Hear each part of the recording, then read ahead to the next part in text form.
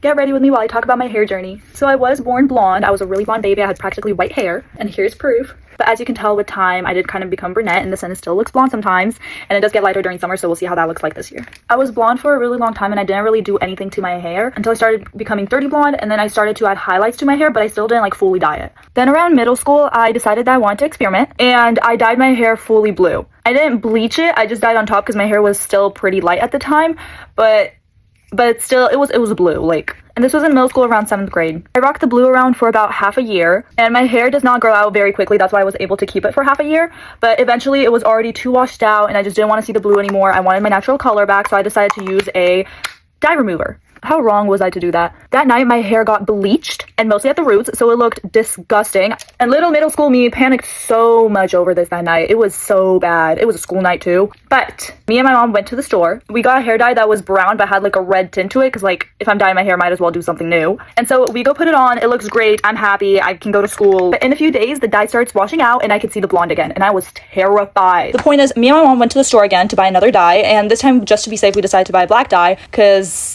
we just didn't know what else to do. And so we dyed my hair black.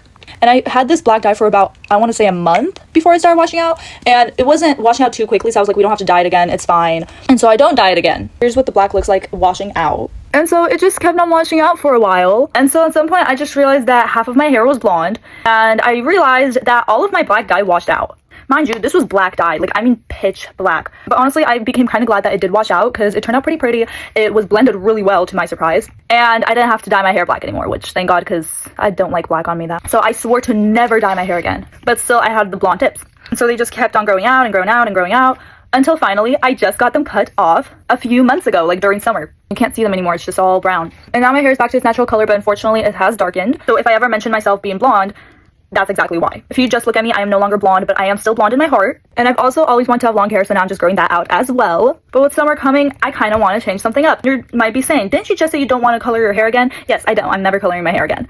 But I kind of do want to get a perm that looks like this. But I did not want to ruin my hair again. So now knowing my journey, let me know, what should I do? Should I get the perm done, or should I keep trying to grow my hair out? Let me know in the comments down below.